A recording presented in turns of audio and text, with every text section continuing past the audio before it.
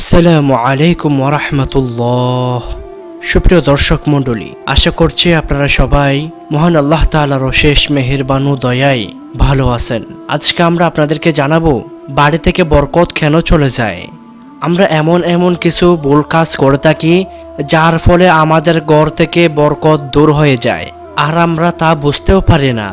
তাই প্রিয় বন্ধুগণ, আজকের ভিডিওতে আমি 10টি এমন কারণ আপনাদেরকে বলে দিতে চাই যেগুলোর কারণে হয়তো বা আপনার বাড়ি থেকে বরকত দূর হয়ে যাচ্ছে এবং আপনি তা বুঝতেও পারছেন না। তো চলুন ভিডিওটি শুরু করি।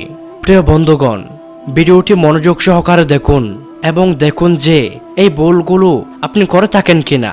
যদি করে থাকেন তো অবশ্যই আপনি এগুলো শুধরে নেওয়ার চেষ্টা করুন।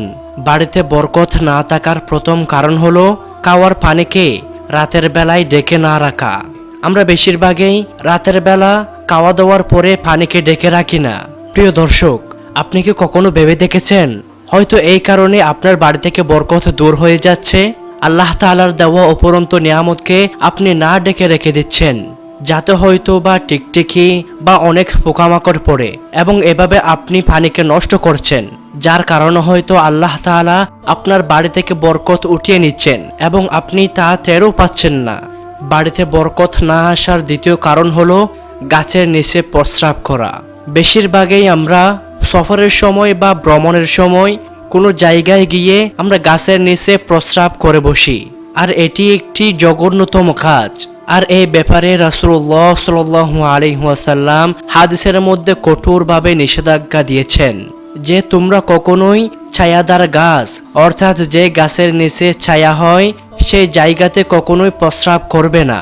প্রিয় দর্শক, এই ভুলটির কারণে হয়তো আপনার বাড়ি থেকে বরকত দূর হয়ে যাচ্ছে আর আপনি তা টেরও পাচ্ছেন না।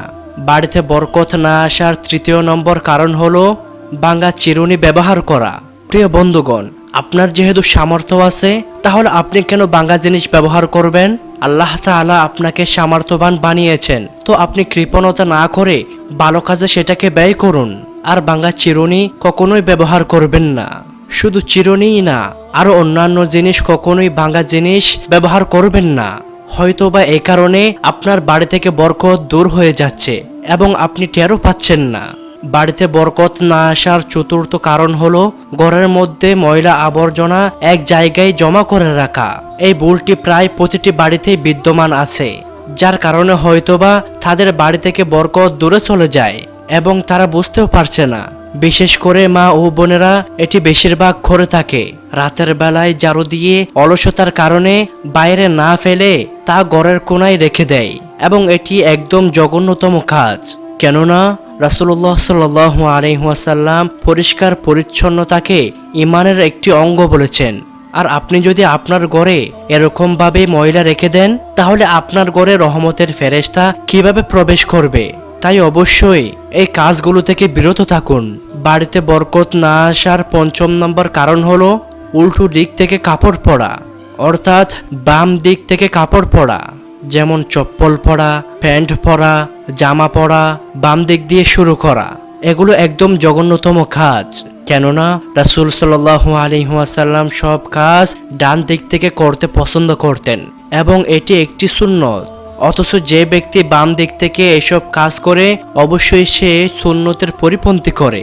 আর এই সুন্নতের পরিপন্থী করে তার বাড়িতে বরকত কিভাবে আসতে পারে? হয়তো এই কারণেই তার বাড়ি থেকে বরকত দূর হয়ে যাচ্ছে এবং তা টেরও পাচ্ছে না। বাড়িতে বরকত না আসার 6 নম্বর কারণ হলো দাঁত দিয়ে রুটিকে ছিঁড়ে ছিঁড়ে খাওয়া। প্রিয় বন্ধুগণ, এটি শয়তানের কাজ। আল্লাহ তাআলা আপনাকে রিজিক দিয়েছেন, আপনি তার সম্মান করুন, তাকে সম্মানার্থের সাথে খান। যেমন তেমন ভাবে খেয়ে তার ইনসাল্ট করবেন না। এমন কাজ অনেকেই করে থাকেন। যদি আপনিও করে থাকেন, তবে অবশ্যই এই কাজ থেকে আজ থেকেই পরিত্যাগ করার চেষ্টা করুন। হয়তোবা এই কারণে আপনার বাড়ি থেকে বরকত চলে যাচ্ছে এবং আপনি তা টেরও পাচ্ছেন না। বাড়িতে বরকত না আসার 7ম নম্বর কারণ হলো দাঁত দিয়ে নখ কাটা। বেশিরভাগই মানুষ এই কাজটি করে থাকে এবং এটি শয়তানের কাজ। এটি একদম জঘন্যতম কাজ। দাঁত দিয়ে নখ কাটা খুবই খারাপ একটি ব্যাধি। এর কারণে অনেক রোগ ও ব্যাধি হয়ে থাকে, যার ফলে অনেক টাকা পয়সাও খরচ হয়। যদিও এই অভ্যাসটি আজ অবধি আপনি করেছিলেন, কিন্তু আজ থেকেই তা পরিত্যাগ করার চেষ্টা করুন। হয়তোবা এই কারণে আপনার বাড়ি থেকে বরকত দূর হয়ে যাচ্ছে এবং আপনি তা বুঝতেও পারছেন না। বাড়িতে বরকত না আসার অষ্টম নাম্বার কারণ হলো সূর্য উঠে যাওয়ার পরে 9টা 10টা অবধি শুয়ে থাকা। প্রিয় দর্শক, এই অভ্যাসটি ভারত, বাংলাদেশ সহ আরও অন্যান্য দেশে বিদ্যমান আছে। আমরা প্রত্যেকে জানি ফজরের নামাজের পরে রিজিকের ফেরেশতা মানুষের ঘরে আসে। তাহলে আপনি ভাবুন তো, যদি আপনি সেই সময় শুয়ে থাকেন তাহলে আপনি তা থেকে বঞ্চিত হয়ে যাবেন। এই জন্য আপনারা ফজরের আগে উঠুন, ফজরের নামাজ পড়ুন, তাহলে ইনশাআল্লাহ আল্লাহ তাআলা রুজি থেকে বঞ্চিত করবেন না। এই কাজটির জন্য হয়তো আপনার বাড়ি থেকে বরকত দূর হয়ে যাচ্ছে এবং আপনি তা বুঝতেও পারছেন না। বাড়িতে বরকত না আসার 9 নম্বর কারণ হলো জুতা বা চপ্পল উল্টো দেখে তা সোজা না করা।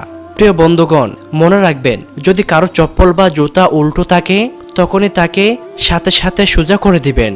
বাড়িতে বরকত না আসার 10 নম্বর কারণ হলো মেহমানকে দেখে নারাজ হয়ে যাওয়া।